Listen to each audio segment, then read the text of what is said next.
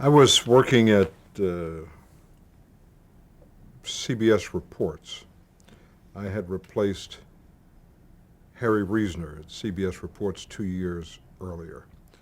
And when Walter Cronkite retired and Dan Rather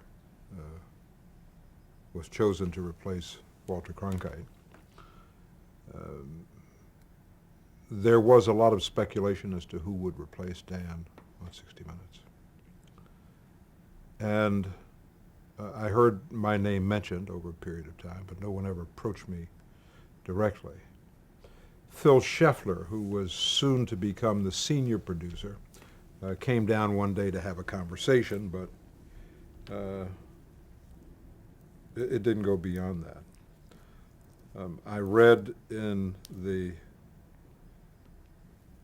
press that Don Hewitt had said it was essentially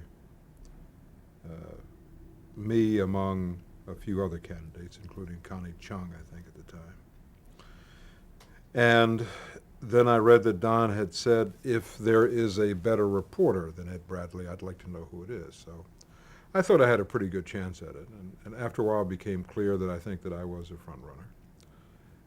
At the same time, Roger Mudd, who had been Walter Cronkite's vacation replacement and holiday fill-in for so many years, and who had long expected to be the replacement when Cronkite retired, was really hurt that he was passed over in favor of Dan, although he always knew that was a possibility.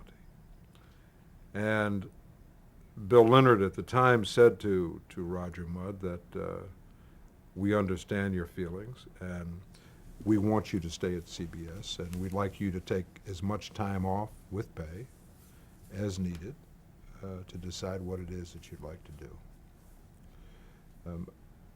Shortly after that, I was at one of those show and tells that the networks put on. This one was in Los Angeles, in a room full of media critics, newspaper writers. I was on a panel, I think, with Andy Rooney, myself, and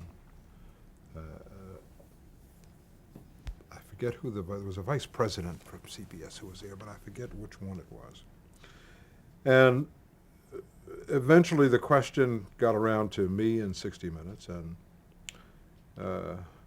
Bob Chandler, that's who it was. Bob Chandler was the vice president. And I was asked by one of the newspaper television critics,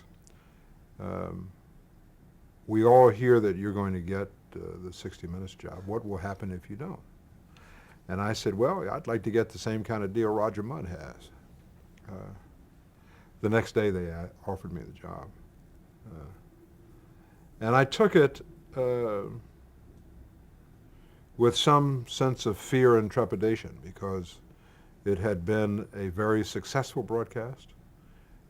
It had been, I think in the late 70s, the #1 television broadcast. Not the #1 news broadcast, but the #1 program in prime time in television. And my sense is that everything has a shelf life, particularly in television, and I wasn't sure how long the shelf life was for 60 Minutes. And I didn't want to be there when it was a sinking ship. 20 years later, we're still afloat.